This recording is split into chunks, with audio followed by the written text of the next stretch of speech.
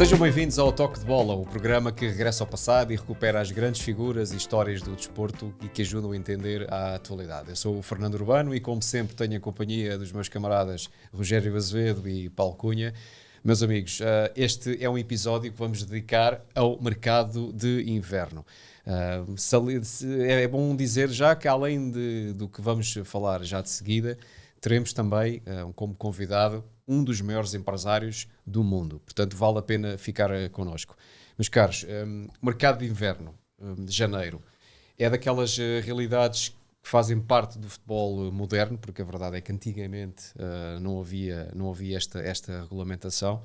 No caso, em Portugal, foi algo que começou a partir dali dos anos, primeira metade dos anos 90. Todos nos lembramos que até lá era assim um bocado meio, digamos, à vontadinha.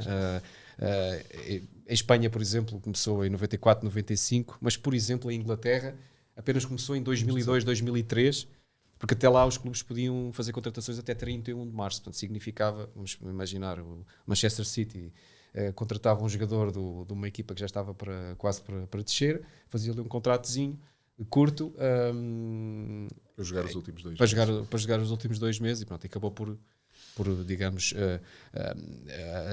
o futebol acabou por conhecer essa regulamentação. Mas por estarmos justamente no mercado de inverno, e nós fizemos aqui um desafio, que era eleger aqui quem foram os principais nomes, as principais contratações dos 3 grandes do mercado de inverno. Espera aí um bocadinho que eu aqui, para já quero-vos fazer uma pergunta aos dois. Eu tenho aqui uma fotografia, e não tenho dúvidas no que vou dizer, da maior transferência de sempre no futebol português no mercado de janeiro. E dou-vos a oportunidade de acertarem ou não. Se não acertarem, vou-vos dando dicas. Está aqui a maior transferência de sempre do futebol português em janeiro. Portanto, um jogador que sai do futebol português para A maior transferência de sempre do mercado de janeiro. Mas estás a dizer, tem que ser saída, ou é saída ou é entrada? Ou isto já faz parte das perguntas? Entrada, movimentação em Portugal. Estava num clube português e continua num clube português. E continua num clube português? Bom, temos o Deco, estava no Salgueiros, entre aspas. Mas aí estamos a falar em valor monetário. Estamos a falar maior transferência no não impacto. Estou a falar em dinheiro. Não estás a falar em dinheiro. E é uma pergunta muito aberta, tens que especificar. Hoje jogou no Belenenses, estou a abrir muito, jogou no Belenenses, jogou no Rio Ave e transferiu-se do Leiria para um grande clube português. Este silêncio não faz muito bem ao programa, mas... Não. Belenenses, Rio Ave. Em que década? Estamos a falar... Década do princípio do século. Belenenses, Rio Ave. Um grande. Jogou Leiria. no Belenenses, jogou no Rio Ave, estava no Leiria quando se transferiu. Leiria, naquela que foi a mais marcante transferência de sempre no futebol português. É que isto é os critérios do Rogério. Podemos ir ao encontro. Ele jogou no Belenenses e no Rio Ave. Jogou no Belenenses, e depois, noutra época, estava no Leiria, quando se transferiu para um dos 3 grandes. Maciel não foi, Nuno Valente não foi, Derlei não foi.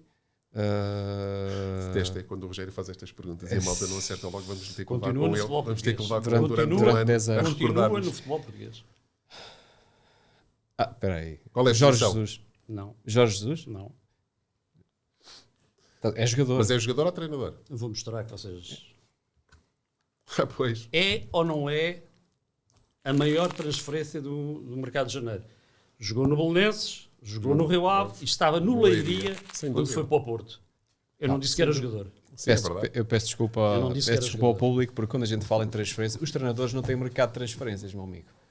Isto foi em janeiro. Isto tinha. Eu logo vi que isto tinha rasteira. Mas sim, depois de abrir aqui o teu critério muito subjetivo. Temos que começar o contador de 1 ano a ter que levar com a recordação do Rogério. Mas pronto, basicamente quis deturpar aqui as regras que nós temos aqui. Mas tudo bem, já estamos. A maior transferência feita em janeiro no futebol português, não tenho dúvidas. A mais impactante, isso aí. Certo. Não me lembro de outra assim. Os treinadores ainda não têm eu não tenho mercado, essas limitações. Mas sim, concordamos. Pronto, durante um ano podes levar a ficar com a bicicleta. Vai acrescentar um 0. Bom, o que é que fizemos, o que é que também decidimos fazer aqui? Basicamente, fizemos aqui uma eleição dos top 3, flop 3 dos três grandes. E se não se importam, nestas coisas até nem costumo começar por mim, mas eu já perdi aqui os meus apontamentos, mas vou começar para o meu top 3 e flop 3 dos três grandes. Muito obrigado, eu já não sei onde é que deixei isto. Bom, antes de mais, a lista era longa, mas no meu top 3, no caso, começando agora por Benfica. Poborski, Nuno Assis e David Luiz. E os meus... e posso dizer o meu flop. A lista também era muita, que eu apontei. Nós temos aqui o nosso grupo de WhatsApp, eu já não sei onde é que eu meti. Que é, exatamente, que foi... A lista de facto era muito... E nós tínhamos que, para não estar aqui a repetir nomes, mas que foi Roger, El Adrioui e Diego Sousa. Podíamos aqui falar sobre os critérios, mas esta é a minha escolha. Rogério, tua. Tenho que ir à cauda também. As grandes contratações de janeiro no Benfica, para mim, são obviamente, como tu disseste, 3. Futre, pelo mediatismo, essencialmente pelo mediatismo que teve, não propriamente pelo impacto que depois teve no Benfica, porque o Benfica viria só, entre aspas, só a ganhar a Taça de Portugal, não foi campeão nacional. Teve Grimaldo e Carreras. Grimaldo, o impacto não foi imediato. Carreras, o impacto não foi imediato. Grimaldo tem uma carreira excepcional no Benfica. Depois tenho como flops no Benfica, tenho Lucas Veríssimo, que chegou como sendo um jogador top e era do futebol brasileiro, veio para Portugal, não teve, devido a lesões, o impacto que se esperaria que ele tivesse. E depois tenho 2 jogadores, parece-me indiscutível, que é o Tengsted, e outro Belotti, porque foi contratado para dar um upgrade ao Benfica na parte final da temporada passada, deu um mini upgrade apenas. Já agora deixa-me só justificar as minhas escolhas. De facto, havia muitos nomes, obviamente com nomes como... E nós não quisemos repetir. Eu também poderia incluir, por exemplo, um Carreras, mas porque é que, por exemplo, que incluo o Nuno Assis? Por uma razão muito simples. Se recordam, o Benfica, que é campeão nesse ano com Giovanni Trapattoni, uma equipa, um campeonato muito atípico, mas pronto, uma equipa o campeão com muito poucos pontos, mas o Benfica até janeiro estava ali muito atrapalhado e de repente vai buscar o Nuno Assis ao Moreirense. Acho que foi ao Vitória de Guimarães. Ao Vitória de Guimarães, desculpa. Ao Vitória de Guimarães. E ele ajudou, era uma peçazinha que faltava para o futebol, jogando ali como segundo avançado, quase um antigo número 10, e digamos foi muito importante para a conquista de um título que o Benfica, aqui o Benfica o Benfica não vencia um título há 11 anos e depois ainda ficou outra vez sem vencer. E depois no caso de David Luiz, penso que é um bocado óbvio, Poborski não pelo que ganhou, mas por aquilo que jogava enormidades. E pronto, os flops, acho que nem vale a pena dizer. O gol solitário que ele marcou contra o Braga, é um jogador estupendo, extraordinário. Paulo? Assim, eu, como fui o último a escolher, se fosse o primeiro ou o segundo, provavelmente escolheria alguns dos vossos nomes, sobretudo nos tops. Mas em relação ao Benfica, então, não tendo sido o primeiro a escolher, vou escolher aqui um nome que se calhar vai soar um bocadinho estranho, que é o do André Almeida, que foi contratado pelo Benfica ao Belenenses em 2011 e foi cedido à União de Leiria e voltou ao Benfica, portanto, em janeiro de 2012. É um dos jogadores com mais títulos. É assim, estamos a falar de um jogador, o Rogério domina isso melhor do que eu, com 14 troféus do Benfica, entre os quais 5 campeonatos, 2 finais europeias perdidas, mas 2 finais europeias. Depois destacava também, na linha do Poborski, um jogador que até, penso eu, chegou na mesma altura, o Brian Dean. Estamos a falar de um Benfica que vivia ao Vietnã, como os benfiquistas costumam dizer sobre aquele período, e Vali Azevedo, que também acertou uma outra vez, trouxe o Brian Dean, que era um excelente jogador, fez dupla, se não me engano, com o Nuno Gomes, certo, bem me lembro, certo. E foi uma das boas notícias desse Benfica, só teve 10 meses no Benfica, portanto chegou em janeiro, acho que foi para o Sheffield United, depois em setembro, outubro. E outro nome que eu também destaco, sobretudo por aquele jogo, aquele 3-0 ao Sporting, do João Tomás, que também foi um jogador que deu rendimento desportivo, num Benfica fraquinho, mas que deu rendimento desportivo e depois deu também rendimento financeiro. Nos flops, convidado do primeiro episódio. Exatamente. Depois nos flops tenho aqui o Moreto, guarda-redes do Vitória de Setúbal, brasileiro, disputado por Benfica e Porto. E o Benfica ganhou a corrida. Eu lembro de ter estado no aeroporto quando ele chegou de madrugada. Após o estalo? Assisti à cena de pugilato entre alguém ligado ao Benfica, penso eu, ou ao empresário que estava a tratar do negócio da parte do Benfica e o empresário brasileiro do jogador. O Maco Kula, que chegou quase a ser apelidado de Novo Eusébio, que veio do Marítimo, que era um bom jogador, mas que para a expectativa que se criou na altura, em 2008, não correspondeu.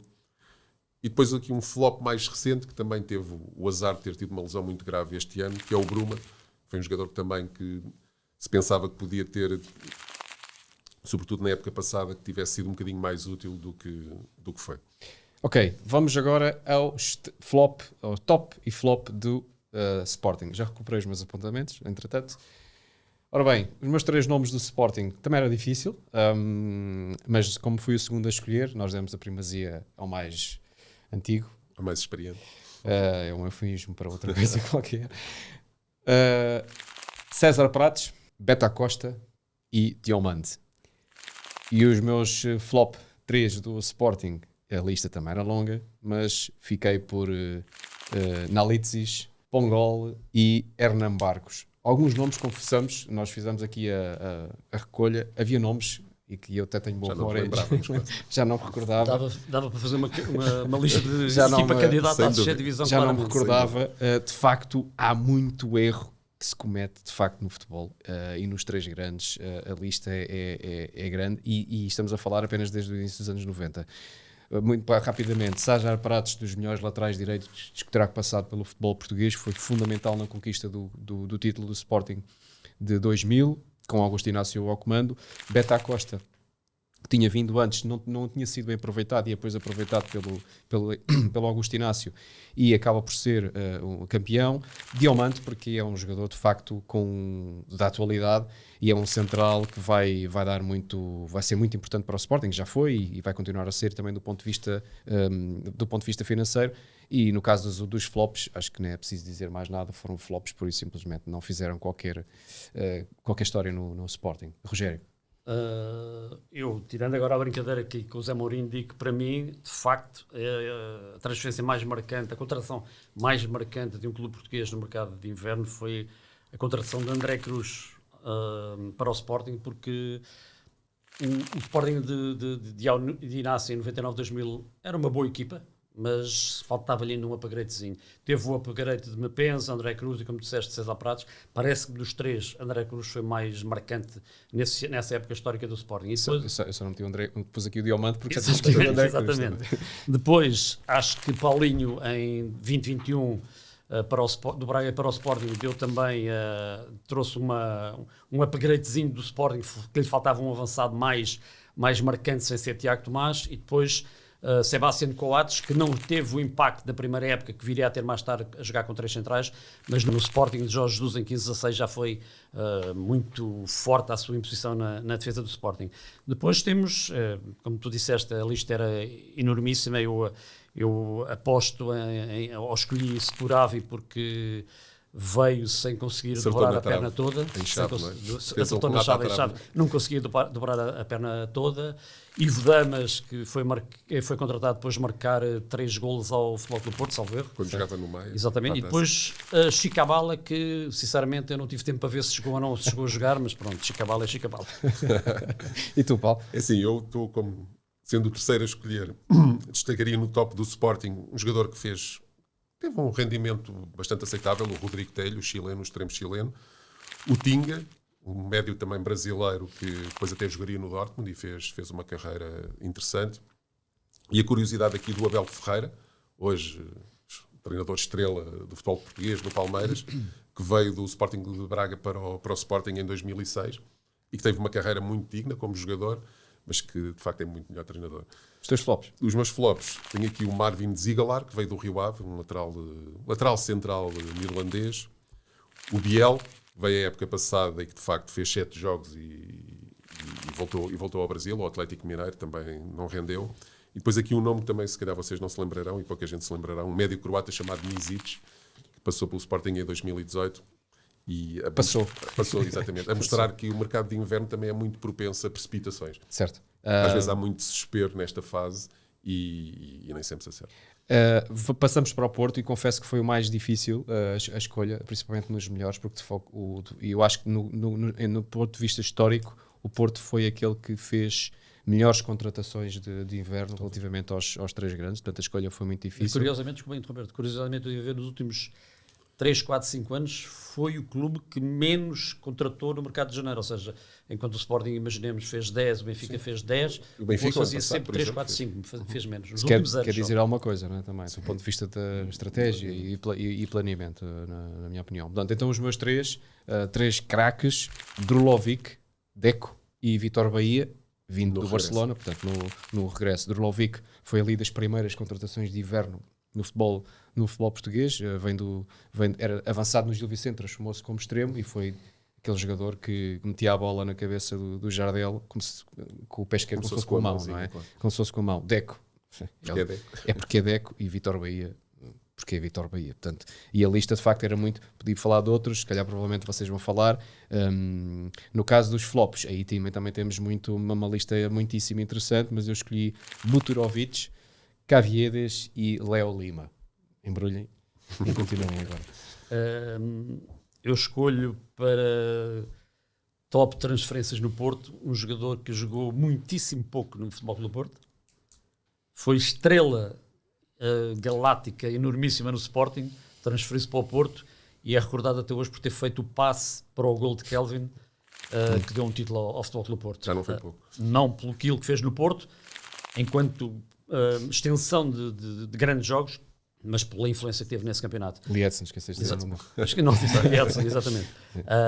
Depois escolho mais 2 brasileiros, Galeno, que veio do Braga para o Futebol Clube do Porto, já depois de ter estado no Porto e fez também umas grandíssimas épocas no Futebol Clube do Porto e transferido para uma verba tremenda para o futebol árabe. Veio substituir o Luís Dias. Exatamente. E depois um jogador que chegou em janeiro de 2004 e que foi um upgrade também na dimensão do futebol de José Mourinho em 3-4, que foi o brasileiro Carlos Alberto. Depois, obviamente, é relativamente simples encontrarmos sempre alguns flops. Eu escolho Fernando Andrade, Waris e Suk. Eu acho que os 3 juntos não terão feito mais de todos juntos 20 jogos. Não faziam um jogador. Pronto, lá está. Aqui agora, para a terceira escolha, recordo aqui um médio brasileiro chamado Doriva, que veio em janeiro de 98 e saiu em janeiro de 99, portanto foi campeão com António Oliveira e com Fernando Santos. A Sampdoria? Ele depois foi para a Sampdoria. E era um jogador um bom médio centro, com a particularidade de ser um especialista na marcação de livros. Fez uma vez numa vitória do Porto sobre o Sporting 3-2, em que faz 2 golos de livre, e um dos golos do Sporting até é do Heinz, que depois faria carreira no Man United. Outro jogador que destaco também é o Sissoko, que talvez seja o caso mais... Se olharmos para a componente desportiva e financeira, o Sissoko veio do Setúbal, lateral esquerdo francês, em janeiro por 500 mil euros. 6 meses depois, com a dobradinha no bolso, foi vendido ao Milan, ao Lyon. O Milan disse que ele tinha problemas dentários e não consumou a transferência e foi para o Lyon por 15 milhões. Portanto, de 500 mil euros em janeiro para 15 milhões e 2 troféus no verão. E outro jogador, que para mim também é dos melhores, que passou por Portugal, que em 2012... voltou do Marselha para o Porto, onde já tinha estado, que é o Luís Gonzalez, e que foi decisivo nesse primeiro título do Vítor Pereira.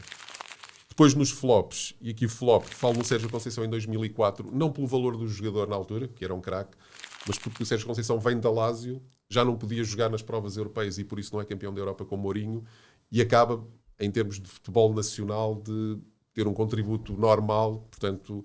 Não, e depois sai no final dessa época, portanto voltou para estar 6 meses e não teve aquele impacto que um jogador desta craveira supostamente poderia ter tido. Outro flop, o Renteria, um avançado colombiano que se destacou num lance, num golo cantado que falhou na Luz no Benfica Porto, em que falha o remate ali numa posição em que... E acho que esse lance marca-o muito, porque é logo mais ou menos quando chega. E outro, entre muitos outros, poderia escolher um lateral esquerdo argentino chamado Lucas Marek, que é o Lucas Marek, não passou disso.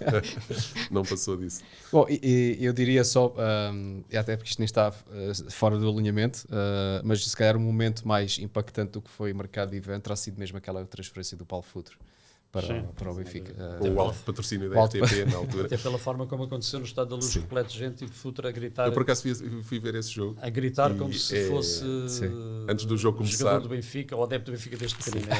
É Paulo Futre na sua verdadeira dimensão. O famoso é ganhar. É ganhar.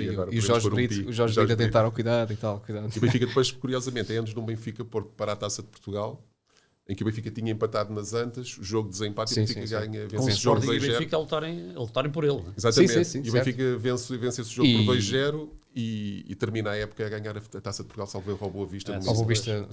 Com um plantel, com uma equipa mirabolante. Diria que para mim foi o melhor plantel que eu já vi do Benfica. Foi esse. E depois lá está. Depois, por alguma razão, veio o verão quente em que saem Paulo Sousa, Pacheco e o próprio Futre. Mas essa transferência acaba por ser, penso eu, que se calhar, não sei se concordamos, nós tínhamos combinado, mas... Sim, mas é claramente. E ele sofreu, o Paulo Futre ainda sofreu depois até por adeptos do Sporting, muitas... foi se bem que hoje já se tornou uma figura unânime outra vez. Sim, é Paulo Futre. É Paulo Futre. E o segmento que se segue, tal como tinha prometido, vamos passar agora a uma entrevista com alguém muito especial.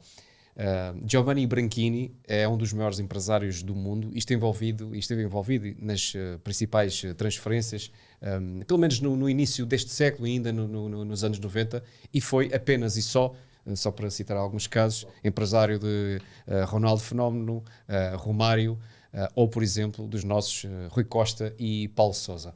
Giovanni Branchini, seja bem-vindo, muito obrigado pela sua presença. Obrigado pelo convite. Sr. Branchini, este episódio fala um pouco, vamos começar um pouco para falar sobre o mercado de inverno e depois gostava de falar muito sobre a sua carreira, mas a minha primeira pergunta tem a ver com o seguinte: com a sua experiência como empresário, qual é a grande diferença neste momento entre fazer mercado de inverno ou mercado de verão? A grande diferença hoje no futebol, no geral, é a falta de grandes jogadores. Infelizmente, nosso mundo mudou muito, mudou a sociedade e as autoridades não estão ainda encontrando uma alternativa aos problemas que se apresentaram. Eu sempre falo de uma brincadeira, de um jogo que você pode fazer se você imprime as listas dos últimos 30 anos do Balão de Ouro, dos 30 jogadores elegidos para o Balão de Ouro, e vai fazer uma comparação dos primeiros 15 anos com os últimos 15 anos, você vai perceber uma diferença enorme no número de grandes jogadores. É evidente que os primeiros super craques, 2 ou 3, sempre existiram, sempre vão existir, porque muitas vezes são produto da má natureza, não de um sistema de futebol. Mas hoje em dia, o nível médio, o nível geral do futebol ha caído muito respeito ao passado. E essa é a grande diferença também no mercado, porque você acaba tendo muitas poucas opções. Essas opções são muito caras, porque evidentemente quem tem um jogador bom não quer deixá-lo sair. Alguns clubes não vendem os grandes craques, grandes jogadores. E, às vezes, você tem que pagar um valor muito alto por um jogador normal. E isso está afetando muito, na minha opinião, o nível do futebol mundial. É engraçado porque não deixa de ser um paradoxo, porque há mais jogadores nas academias, há mais jogadores que são federados, ou seja, mais quantidade, mas é engraçado que parece que essa qualidade está a baixar, está a ficar mais reduzida. O Giovanni não é a primeira pessoa que fala isso, já essa é uma tendência que tem vindo a... Eu posso lhe dar a minha pessoal leitura do problema. O problema, repito, tem um aspecto social. Quando eu era menino, quando eu era miúdo, os meus pais estavam na procura de procurar aonde eu estava jogando a bola para me levar para casa, porque o pai estava aguardando para jantar e a gente estava jogando até 8, 8:30 da noite jogando, e eles tinham procurado nos 2, 3 campinhos onde a gente estava jogando para encontrar. e levar para casa. Hoje, os pais levam os jogadores nas academias. É o contrário. Tudo mudou. Não tem futebol na rua, então não tem o preparo técnico que só a rua consegue permitir aos jogadores. E tem um outro detalhe muito importante. 30, 40 anos atrás, a carreira de um treinador não era uma carreira de uma estrela como hoje. Hoje, treinador vale comercialmente tanto quanto um craque, um grande jogador. Então, o que acontece? Que os jovens treinadores que começam a trabalhar com a garotada nas escolinhas de futebol, nas academias, não estão aí treinando um jogador para tentar evoluir esse menino em um bom jogador de futebol. Estão tentando construir a própria carreira. E para construir uma carreira, você tem que ganhar jogos, ganhar torneios, ganhar campeonatos. E isso não é a coisa melhor para melhorar as qualidades de um indivíduo, de um jogador. Então, esses são os dois grandes problemas, junto com a riqueza prematura que cai em cima dos jogadores de talento. Hoje, um menino que tem 16 anos e que é considerado um bom jogador, começa recebendo propostas de grandes agências de procuradores, com dinheiro pelas famílias, com dinheiros para os jogadores, que era um fenômeno que um tempo só você encontrava no Sudamérica. Hoje é um fenômeno geral. Qualquer país, você tem os agentes que chegam pelas famílias com dinheiro para comprar a representação de um jogador. Aí começa um efeito domino, porque se esse jogador, que já é considerado talentoso, depois tem um grande agente que está pagando X por ele, aí o clube fica preocupado que vai perder o jogador porque esse agente vai vender para a Inglaterra ou para a Alemanha esse miúdo. Aí o clube faz um contrato para o jogador. Aí o sponsor fala, não podemos perder esse jogador que vai ser uma estrela. O jogador se encontra com 17 anos, que não jogou um minuto na primeira divisão e já está rico. Isso não ajuda, pelo contrário, atrapalha muito. Isso é uma grande contraste com o que era, com o que havia há 20, 30 anos. Nós estamos a vendo aqui algumas fotos que nós temos aqui, por exemplo, e para o nosso público mais jovem, que se tivesse algumas dúvidas sobre quem é Giovanni Branchini e a importância que teve, eu mostrava só, por exemplo, esta foto em que tem Ronaldo Fenómeno, e aqui uma outra que para mim sempre foi um dos melhores jogadores do mundo de sempre, o Romário. Sr. Branchini, quando você olha para estes craques do passado, o que é que você tem a dizer sobre estes anos e estes jogadores? Como era representar Ronaldo? Como era representar Romário, por exemplo? Mas, são dois casos diferentes entre eles, mas os dois, evidentemente, de grande satisfação. Romário, eu posso dizer que é o jogador que me permitiu de aprender mais como fazer a minha profissão bem. Eu comecei em 1986 e trabalhei com ele começando no final de 87. A transferência para o PSV Eindhoven foi em 88. E, na realidade, nos anos que trabalhamos juntos, é uma pessoa que me deu a chance de aprender muitas coisas. O Ronaldo foi um caso diferente, porque Ronaldo, apesar das qualidades do futebolista, é um jogador que teve uma inteligência pela idade que ele tinha impressionante. Ele acompanhou várias decisões muito difíceis, muito impopulares, entendendo que era importante proteger também a parte legal, a parte da sua vida, sem correr riscos de ficar envolvidos em contratações estranhas, evitando de pagar impostos, com contratos mais ricos, mas mais perigosos.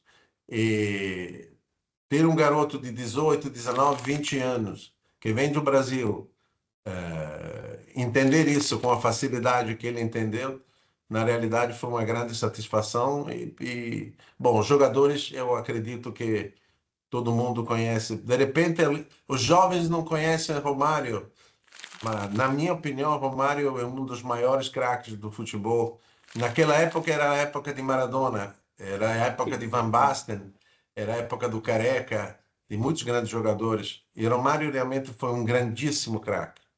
Sr. Branchini, há pouco falou que os jogadores e a forma como são formados é muito diferente destes tempos de Romário, de Ronaldo, do tal futebol de rua em que os jogadores cresciam e impunham-se de outra forma. Mas estes eram também jogadores com uma personalidade muito forte. Nós reparamos que como é que era lidar com jogadores com este tipo de personalidade que muitas vezes fora de campo gostavam da noite, gostavam de sair, gostavam de se divertir. Como é que era conciliar depois esta maneira de ser com o futebol em campo e com o rendimento em campo? Mas você não pode esquecer uma coisa, que aquela época, para os jogadores virar uma figura do futebol mundial, precisava lutar muito e ganhar muitos desafios. Então, quando um jogador chegava a ser uma figura, passava através de umas experiências muito importantes para ele também crescer e para também aprender quem eram as pessoas que estavam ao lado deles para ajudar ou para se aproveitar. Era um mundo diferente, era um mundo... Sempre foi profissionalismo. Então, naquela época, como hoje, eles e eu, e os agentes e os jogadores, estavam aí para também ganhar dinheiro, porque era a nossa profissão. Mas naquela época, o futebol era a coisa principal, o esporte era o caminho, e o dinheiro era o êxito. Hoje, infelizmente, os bons jovens que o futebol ainda produz, já começam a falar de dinheiro e só tem ao lado deles pessoas que falam de dinheiro, porque só conhecem o dinheiro, são pessoas que chegam de outros ambientes, não chegam do esporte, não chegam com a paixão e o respeito pelo esporte, porque são grandes profissionais, que hoje são no futebol, amanhã podem ser em um outro tipo de indústria, porque têm a capacidade, o preparo para fazer isso. Mas virou um mundo diferente. E isso, na minha opinião, não ajudou também essa parte de personalidade que os jogadores daquela época do passado precisavam ter para poder ser os melhores. Senhor Giovanni, em 1988, 89, 90, por aí, falou-se que o Romário poderia vir para Portugal para o Futebol Clube do Porto. Em primeiro lugar, perguntava-lhe se isso de alguma forma correspondeu mesmo a uma realidade concreta, e depois perguntava-lhe também se um jogador, com o atual profissionalismo que existe nas principais equipas europeias, com o grau tremendo de profissionalismo, um jogador como o Romário, com as características diferenciadas dele como brasileiro do Rio de Janeiro, se adaptaria bem a este grau de profissionalismo que atualmente existe? Bom, eu penso que cada época tem os seus recursos para crescer junto ao sistema que está ao redor dos jogadores. Eu acredito que a coisa importante é ter uma mentalidade trabalhadora, ter a humildade de querer. Eu tive a sorte de trabalhar com grandes campeões, mas também de ter amizade com os companheiros dos meus jogadores.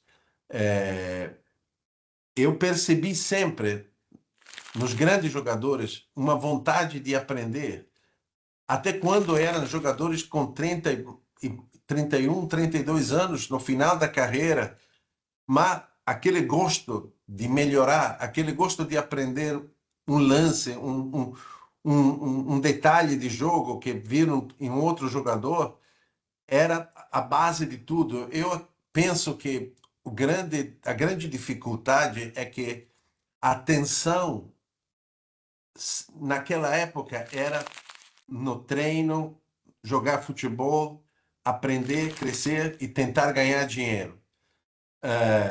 Hoje, um jogador chega a ser uma grande figura muito antes de ter produzido o futebol que justificaria isso. Isso é a grande dificuldade hoje. O Romário hoje tem 60 anos e joga mais bola hoje, que é senador da República no Brasil, que quando treinava para ser profissional. Ele joga 3, 4 jogos por semana, joga peladas, joga futebol. Tá. Eu acho que por 15, 20 minutos ele marcaria a diferença ainda hoje, em alguns clubes. Como é que era lidar com o Romário, que toda a gente conhecia, Romário que era um gênio dentro do campo, mas fora do campo era muito difícil de lidar mesmo com... Não era muito difícil, tinha uma personalidade muito forte, ele gostava de sair à noite, mas eu nunca vi o Romário beber uma cerveja na sua vida. Nunca vi ele exagerar na comida. Ele falava direto com treinadores: você me deixa sair à noite, porque para mim isso é básico, mas eu vou manter. Não fumou nunca. A comida sempre foi uma comida muito regular, correta pelo atleta. E naquela época não era tão evoluído o sistema de alimentação como hoje, mas mais ou menos o pessoal, mesmo naquela época, sabia o que era bom e o que era ruim pela alimentação do jogador. Ele manteve uma linha muito, muito atenciosa e gostava de sair à noite. Mas isso não foi um impedimento para ele ser um grande jogador. E qual foi o impedimento que o levou a não ir para o Porto, caso fosse verídica essa possibilidade? Mas, na realidade, naquela época, a nossa função era limitada a respeito às épocas modernas. E, às vezes, você não sabia se realmente o Porto estava atrás de um jogador, porque quase sempre era um relacionamento entre clubes. E a função do agente era proteger o contrato do jogador, fazer o melhor contrato possível e protegê-lo com um contrato que fosse bem feito. Então, às vezes dava para ouvir boatos, mas eu conhecia, naquela época, eu tinha um bom relacionamento com o senhor Pinto da Costa. Na realidade, eu penso que ele, na época, se o interesse para Romário fosse sido realidade, teria me ligado. Eu não tive nenhum contato. Então, duvido que isso fosse uma hipótese concreta. Qual é que é a grande diferença entre o papel do empresário nesses anos 80, início dos anos 90, e o empresário de hoje em dia? Hoje os empresários são um bocadinho a par de alguns dirigentes, às vezes não são muito bem vistos, alguns deles pelo menos, porque há sempre aquela ideia de que o empresário só está a pensar no lucro e não na carreira do jogador. Mas, por exemplo, por aquilo que está a contar, vê-se o papel que teve na evolução e na carreira dos jogadores como Ronaldo, Romário, entre outros que vamos falar. Qual é que é a grande diferença entre o papel dos empresários nesses anos para hoje em dia? A grande diferença é que quando os agentes começaram a aparecer, dentro dos clubes existia a figura do diretor esportivo e os assessores da presidência eram pessoas de futebol, pessoas que conheciam muito bem o futebol. Hoje em dia, é muito difícil encontrar em um clube alguém que conhece futebol. Então, você tem que gerar situações, tem que criar um relacionamento, às vezes, com os presidentes diretamente, com os administradores. É um trabalho completamente diferente. Acredito que fosse melhor naquela época, porque era um enfrentamento com posições de quem conhecia o mundo do futebol e falava de futebol. Hoje, na realidade, não é tão fácil. Você está em um país, Portugal, que ainda defende um pouco isso, e os clubes têm pessoas com experiência esportiva de futebol. Mas se você vem na Itália, que temos 12 propriedades que são americanas, mas na Inglaterra, que é considerado o mercado mais importante no mundo de futebol, é uma briga encontrar alguém no clube que fala futebol.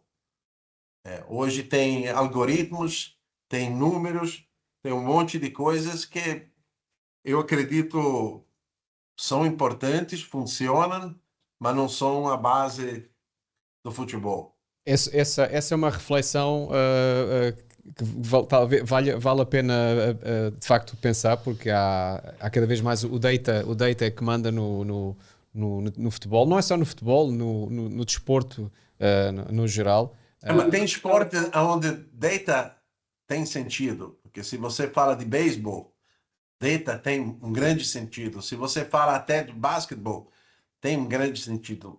Mas um campo de futebol é muito grande, é um esporte diferente.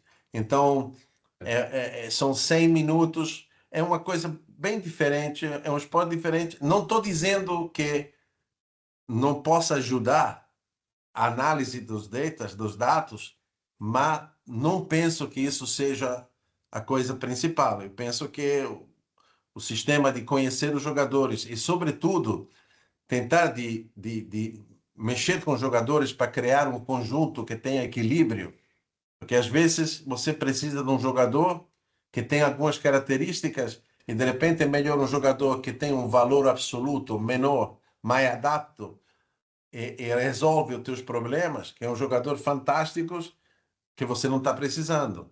Isso é o futebol. Se você chuta bem 3 pontos no basquetebol, funciona em todo o sistema.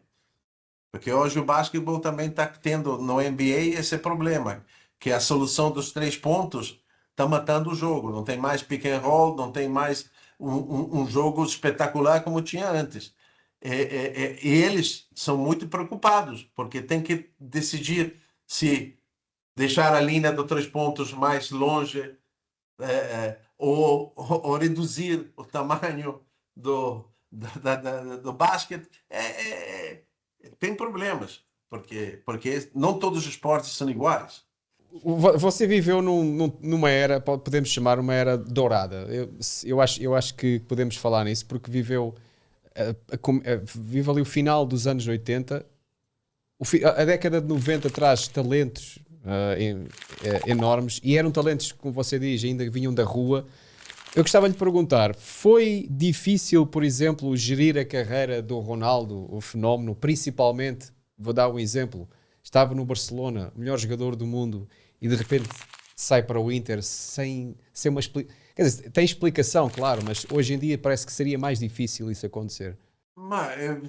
Na época foi uma coisa muito fácil, porque a gente estava super feliz no Barcelona, ninguém tinha vontade de sair do Barcelona. Eu, como já tinha experiência no Barcelona, que sempre foi um clube complicado, porque eu, antes de ter o Ronaldo no Barcelona, eu tinha transferido o Romário no Barcelona. Então, eu fiz o primeiro contato, acho, da história do futebol com um buyout clause para poder sair em qualquer momento, não dentro daquele decreto 1006, Real Decreto 1006 da lei trabalhista espanhola, mas com um acordo entre as partes, onde ficava esclarecido que por uma determinada quantia de dinheiro o jogador podia sair ao final de todas as épocas, mudando o valor época por época.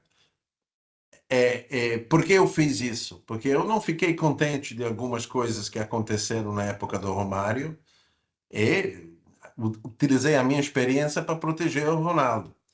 E quando eles chegaram, porque estavam preocupados que a cláusula de saída, a multa de saída, era baixa pelo êxito que o Ronaldo teve na primeira época, 95, 96, desculpa, 96, 97, em Barcelona, eles tentaram tirar essa cláusula, mudar o contrato, normal, eu entendo isso, e nós ficamos sentados 6 meses para negociar o que eles chamavam de blindaje, para blindar, para fechar esse contrato e evitar a possibilidade de uma saída unilateral por parte do Ronaldo. O problema é que eles nunca chegaram com uma proposta que fosse incluída no contrato federativo. Eles sempre apresentavam uma parte no contrato federativo e uma parte através de um contrato de imagem que teria que ser pago em um paraíso fiscal para o Barcelona não pagar os impostos e para o jogador assumir todo o risco dessa situação. E a única razão pela qual Ronaldo não ficou é que até o final, até depois de ter chegado a um acordo que aparentemente, de palavra, dava uma solução limpa ao contrato do Ronaldo, no momento de escrever o contrato preto em cima de branco, voltaram a querer colocar 30% do contrato através de um contrato de Antena 3 Catalunha, que tinha que pagar esse dinheiro nas Ilhas Bahamas. Agora, essa é muito simples. Eu nunca me arrependi. Ronaldo nunca ficou arrependido e Ronaldo estava super feliz no Barcelona. Todos nós estávamos muito felizes no Barcelona.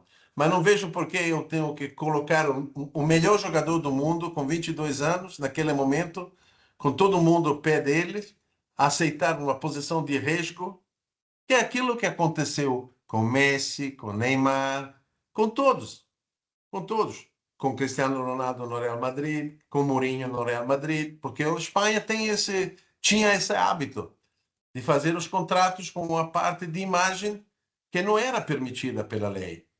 Simplesmente a lei ficou de olho fechado por muitos anos, depois um ano decidiu de abrir os olhos e todo mundo ficou com um grande problema que nenhum dos meus jogadores teve na Espanha. Eu na Espanha teve Davor Suker, teve Ronaldo, teve Romário, teve vários jogadores. Clarence Seedorf, muitos jogadores. Nenhum deles teve um problema fiscal. Sr. Branchini, há dois grandes nomes do futebol português, pelo menos dois que lhe passaram pelas mãos, Rui Costa e Paulo Sousa. Quer contar-nos como é que surgiu essa relação com eles? Como é que foram feitos esses negócios à data? A Rui Costa foi amor à primeira vista.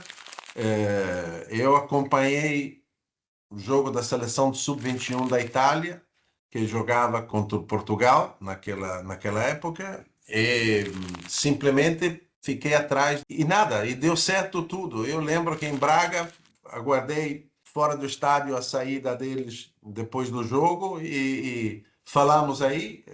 Ele me deu o seu número de telefone. Na época não era um problema de comprar a confiança dos jogadores, como é hoje.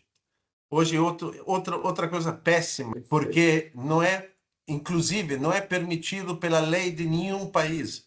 Nenhum país, as leis futebolísticas permitem que a representação do jogador possa ser obtida através de um pago ou de regalias, ou de carros, ou de casas. Em nenhum país isso é permitido, mas acontece em todos os países. Porque as autoridades não querem mexer com essa batalha, porque não é uma batalha que gera votos para eles serem reelegidos. Então, eles fazem só as batalhas que funcionam para a carreira deles, não pelo bom do futebol. E em relação a Paulo Sousa? E Paulo Sousa é uma situação diferente, porque ele tinha passado através de algumas experiências com diferentes agentes e depois acabou chegando na Juventus. E na Itália eu sempre tive um bom nome e ele sabia do Rui Costa e bom, ele me procurou, a gente se encontrou e estamos juntos ainda hoje. Na altura, só um pequeno à parte, na altura falava-se que o Rui Costa, quando saiu do Benfica, teria preferido ir para o Barcelona. Acabou por ir para a Fiorentina. O que é que o impediu de ir para o Barcelona nessa altura? Não, o sonho do Rui Costa sempre foi jogar no Benfica. Primeiro Benfica, segundo Benfica, terceiro Benfica, depois quartos, outras opções. Mas Barcelona sempre foi Barcelona, um estilo de futebol, e também Barcelona tinha um pouco esse comentário que Barcelona gostava muito dele, mas a Fiorentina fez uma proposta e naquelas épocas os clubes precisavam e aceitavam as propostas, e ele ficou contente. Depois ele ficou super envolvido com a Fiorentina, super enamorado da Fiorentina e ainda hoje tem uma popularidade enorme em Firenze. Achava possível há 30 anos que ele viesse um dia a ser presidente do Benfica?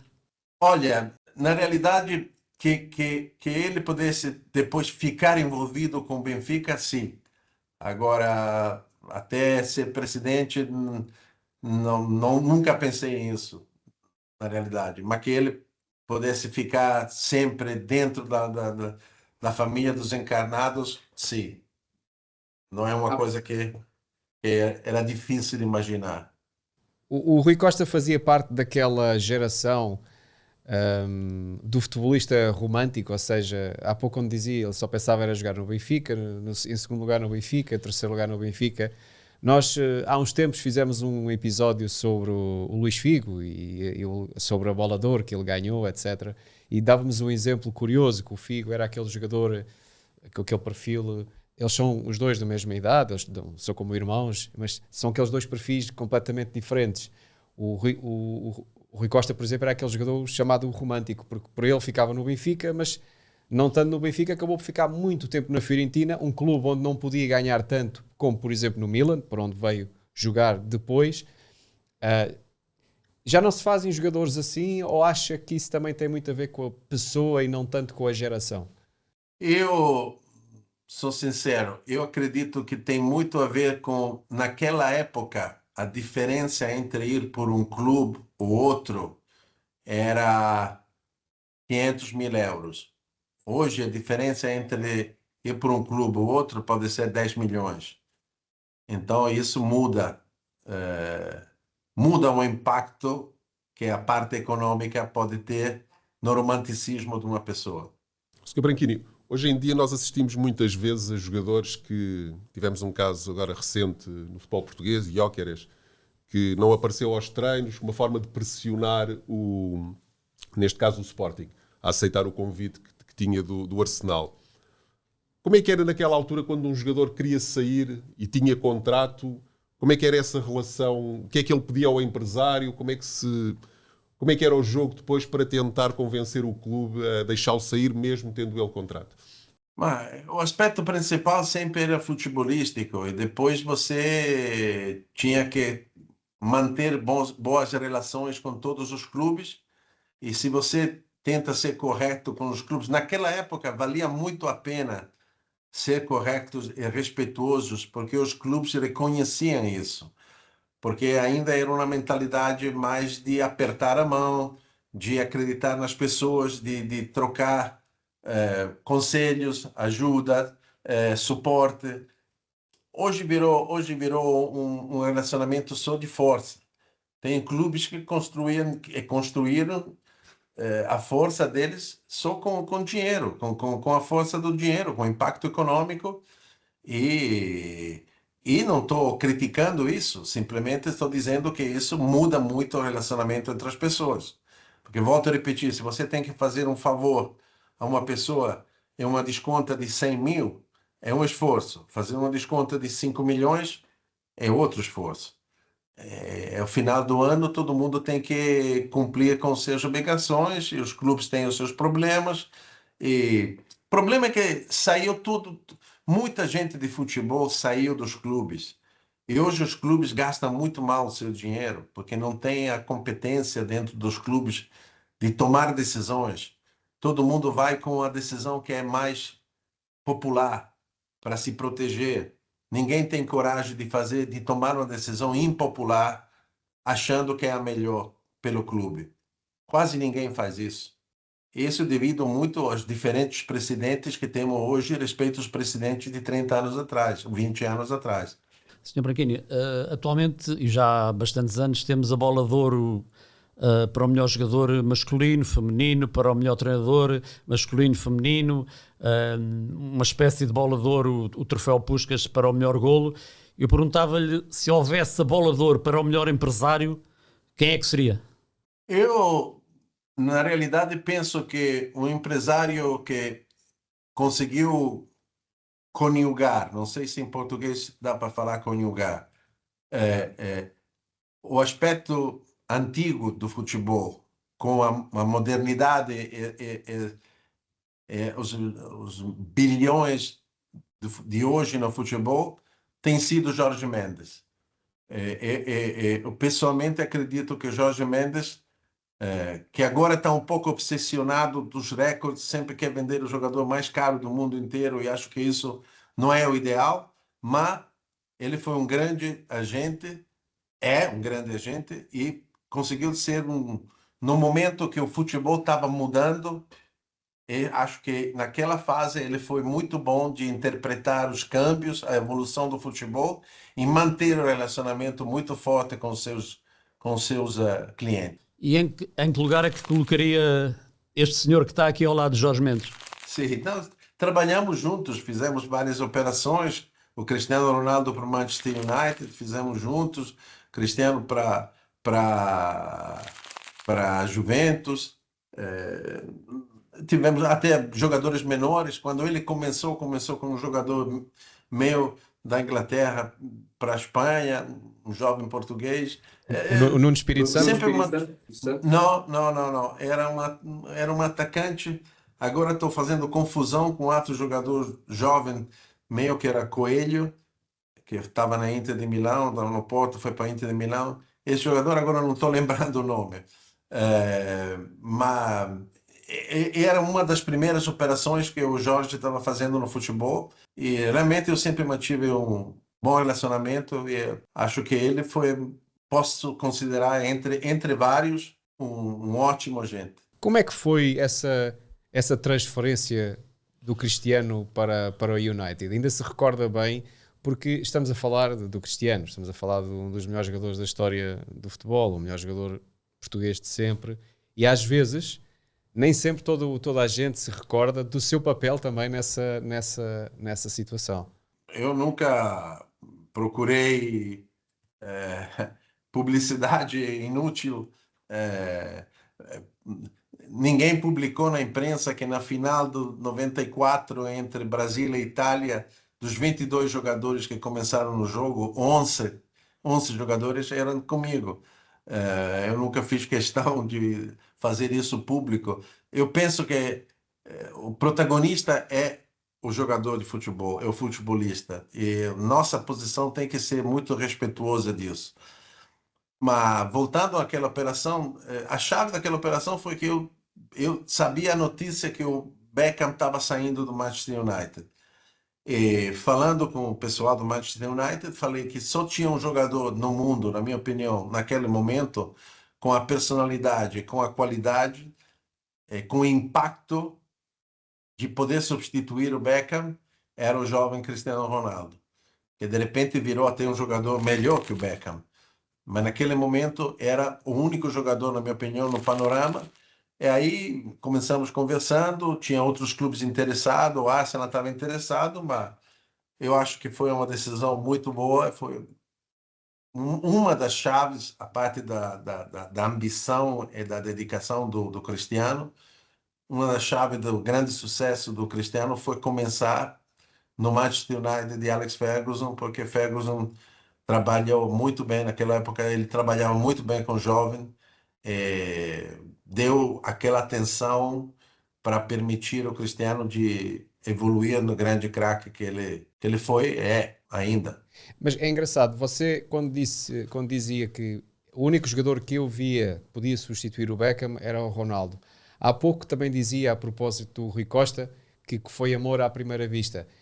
Ou seja, você fazia muita questão de ser você mesmo a olhar, a analisar os jogadores, ou seja, no caso do Ronaldo, você veio a ver jogos do Ronaldo no Sporting, na seleção sub-21, era isso? Eu não quero ser mentiroso. Uma parte sempre foi as amizades com algumas pessoas de futebol com muita competência, com muita capacidade de julgar os jogadores. Eu sempre tive amigos que eu respeitava muito pelas opiniões deles, e também você não pode esquecer que eu venho de uma família que os meus filhos são a 4ª geração que trabalha no esporte profissional. Então a nossa vida, a minha família sempre foi no esporte.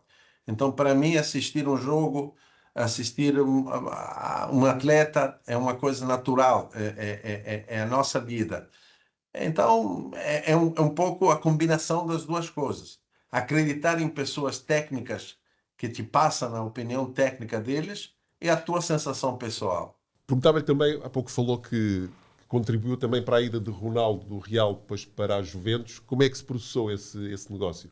Não, com a Juventus eu tinha uma relação muito boa. Com o Real eu não tive nada a ver, mas com a Juventus eu estava com o treinador da Juventus, é o meu assistido, o meu cliente, e começou a ter um pouco essa ideia, essa possibilidade. Eu sabia que o Jorge tinha uma cláusula para sair do Real Madrid. Aí a ideia gostou, começamos a trabalhar, começamos a fazer isso com muito sigilo, porque, claro, tudo aquilo que era Cristiano Ronaldo virava público em um minuto, e conseguimos fazer um trabalho bastante segredo por alguns meses e chegamos a essa solução. E foi uma coisa de grande satisfação para todos. Sr. Branquini, falámos aqui de muitos jogadores, não falámos de treinadores. Há algum treinador que tenha ajudado uma transferência a progredir na carreira também, dentro deste lote imenso de jogadores que teve?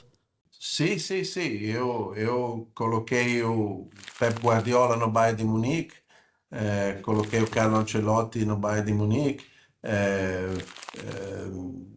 tentei ajudar alguns treinadores. Hoje eu tenho uma idade, eu estou com 40 anos de futebol e estou representando filhos dos meus jogadores e estou representando meus jogadores que viraram treinadores. Então, isso é uma coisa normal que acontece, mas não é o core business, mas é uma coisa que também gostei de fazer e desfruto fazer. Foi difícil tirar o Pep Guardiola daquele ano sabático que ele tirou quando saiu do Barcelona e transferir-se para o Bayern? Mas se você lembra bem, o Guardiola, depois do Barcelona, ele tomou a decisão de ficar parado um ano e foi viver em Nova York. E eu penso que o segredo daquela operação foi que já em julho, quando ele tomou a decisão de não treinar naquela época, eu montei uma reunião com ele, o Rummenigge, na casa dele em Pedralbes, e já naquele momento, sabendo que ele ficava parado um ano, conseguimos mostrar o interesse do Bayern e a vontade de tentar fazer um trabalho juntos e ter um projeto junto a ele.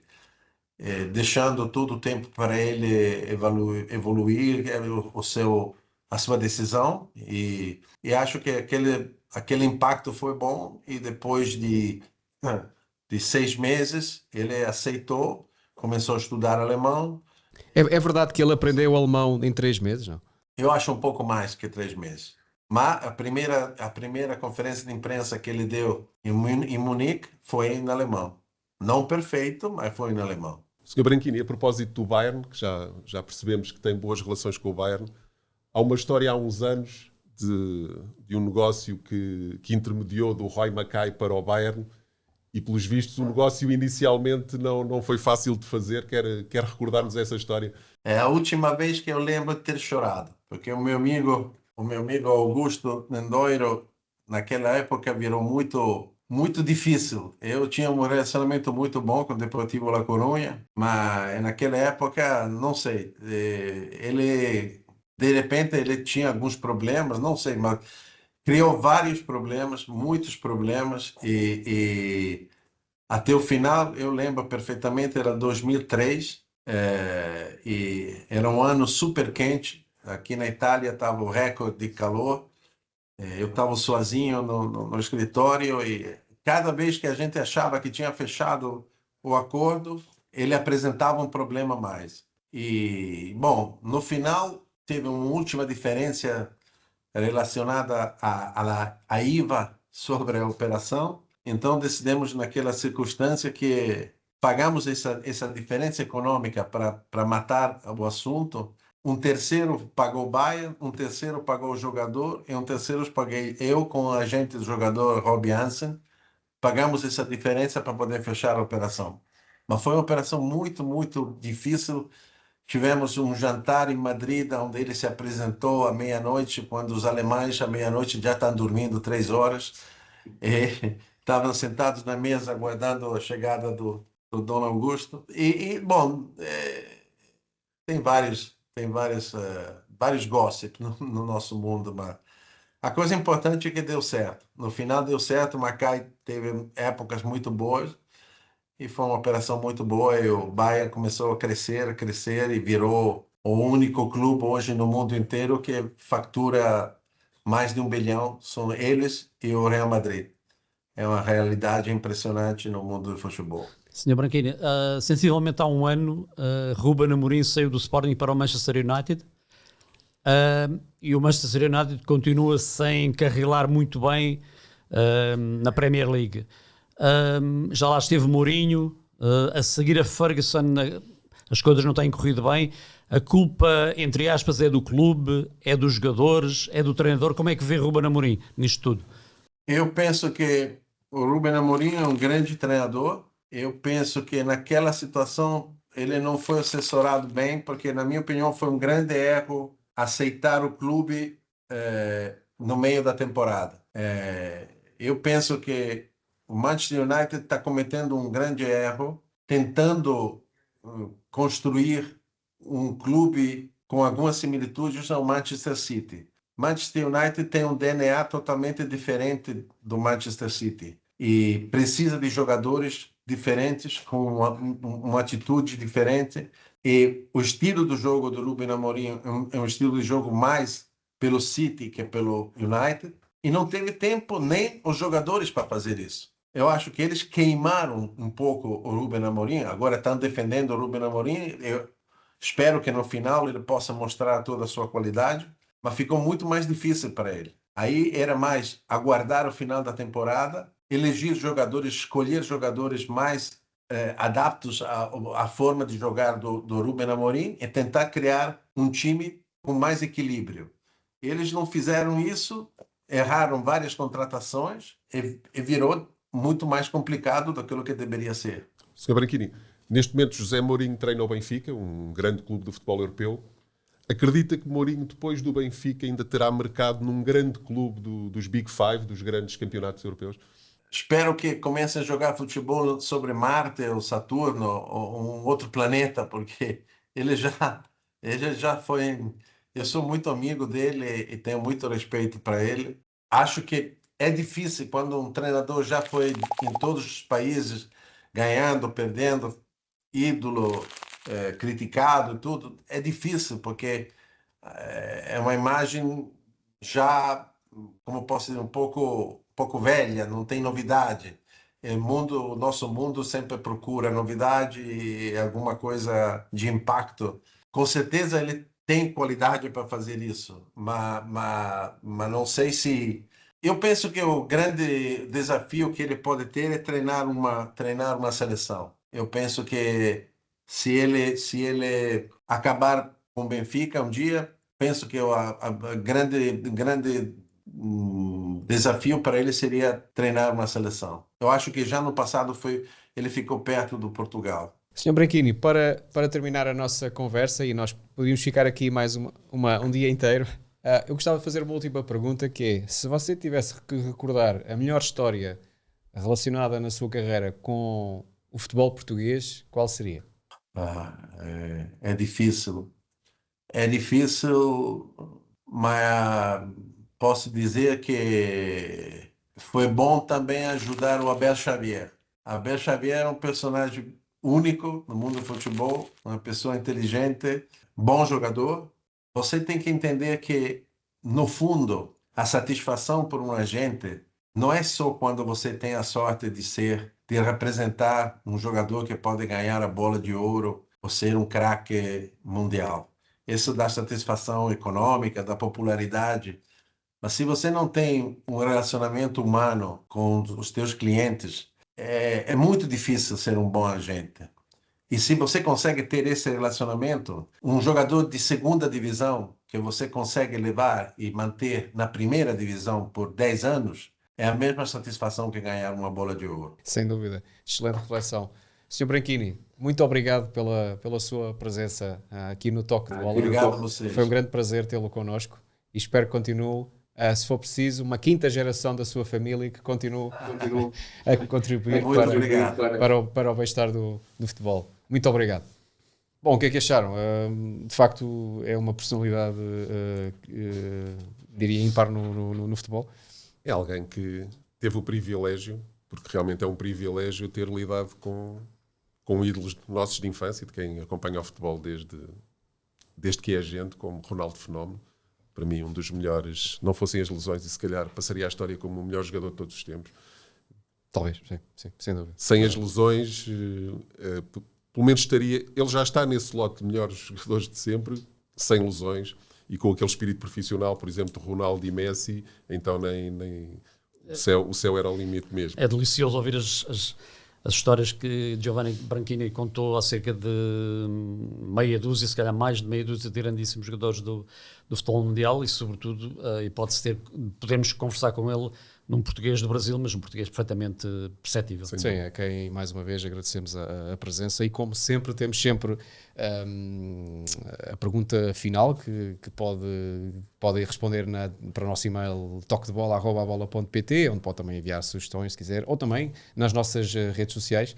E, como sempre, temos Rogério Enciclopédia Azevedo para fazer a pergunta. Chuta. Qual foi o jogador português contratado no mercado de janeiro cujo valor foi mais elevado de sempre e ainda é o valor mais elevado de sempre de um jogador português a sair de Portugal para o estrangeiro? Pronto, esta não é assim tão difícil, portanto esperemos que consigam acertar. Já sabe, muito obrigado pela vossa companhia, já sabe, bons toques no desporto e na vida. Vemo-nos no próximo episódio.